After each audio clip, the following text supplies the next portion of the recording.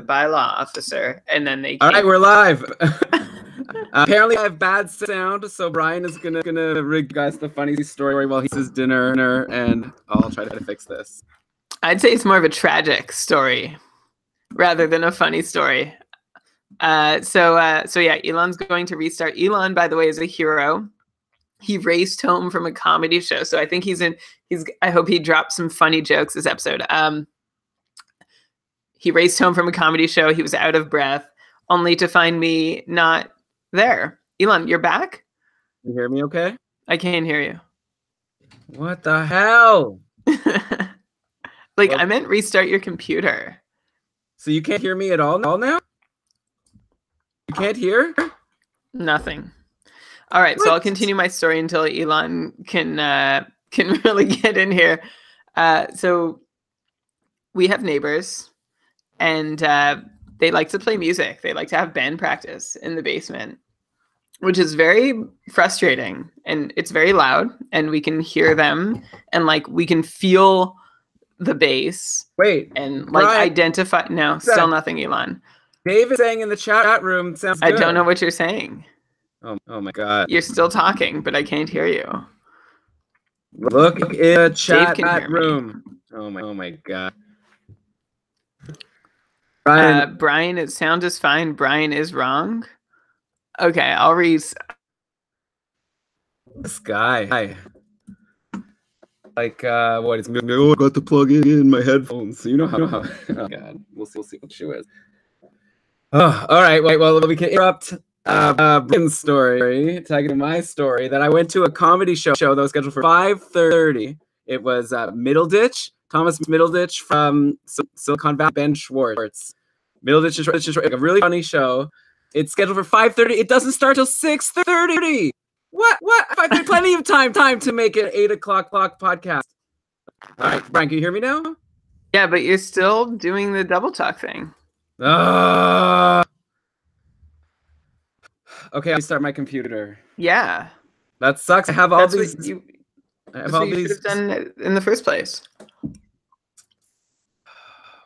Why? Why does that happen?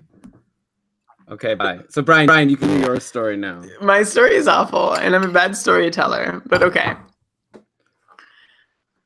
So, so we can literally identify. Are you staying to listen to the story? Or are you? No, I'm thinking of things to do. You think of things to do? I want to save all. I've opened a lot of tabs. I don't want to lose my tabs. So bookmark all tabs. Yeah. Okay. That's what I'm going on. Okay. So yeah, we can identify songs through the wall. So today it was like a hilarious. Well, it would be hilarious if it wasn't so annoying to me. It was an off-key version of "Island in the Sun" by Weezer. And then the song title escapes me right now, but the chorus is "Good Day Sunshine." Anyway, so we can hear it all through our house, and it usually is during the evening. Sometimes it's past midnight. Sometimes it's 3 hours, the same riff. I've heard. Yeah. Yeah, you're free you can come in. I've heard the riff to Pretty Woman played on a piano about 94 times consecutively on several different occasions. Boom, boom, boom, boom, boom. Boom, boom, boom, boom, boom. Boom, boom, boom, boom, boom, boom, boom, boom. Over and over. I've heard Aretha Franklin's "You Make Me Feel Like a Natural." And I got to say, Neighbor sings that one well.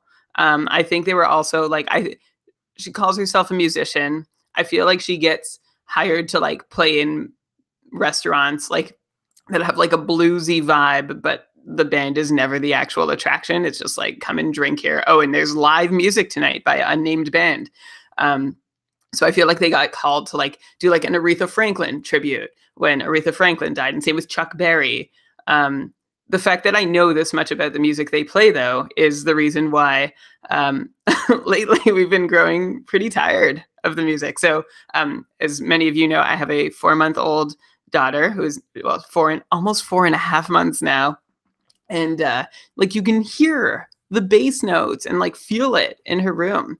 And I don't want to be the guy who like lives in the city and in a home where he shares walls with someone else and complains like, oh, it needs to be super silent. I need to hear pins drop, even though like you would be wrong that I'm that kind of person, but like I have a reasonable level of tolerance for it, which has been exceeded. So we actually went to talk to the neighbors, probably about a year ago at this time, and asked them like, hey, did you know that we can hear you? And they're like, no, it's soundproof. I'm like, so the thing is that it's not soundproof, and we've been listening to you since we moved in 6 months ago.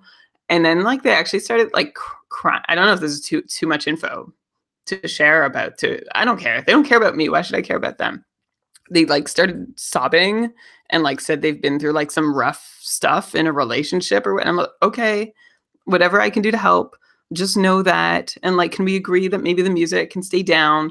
Also, there's like a cloud of smoke hanging over our shared entryway 24/7, and we can't open our windows in the summer. Like these are just like, and when you live in the city, like there are risks of having bad neighbors, which we accept and tolerate to an extent. But this is a little too much. Like we smell and hear far too much of our neighbors. So anyway, so over the course of the past year, we've written a note.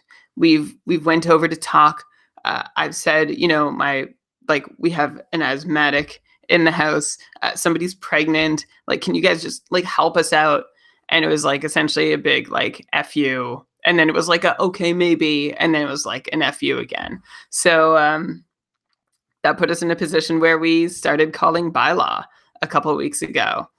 I'm trying to what can you even do if your neighbor does that? Dave asks. And now my phone's ringing. I feel like this is bylaw. I'm just gonna take this call. Elon would be so mad.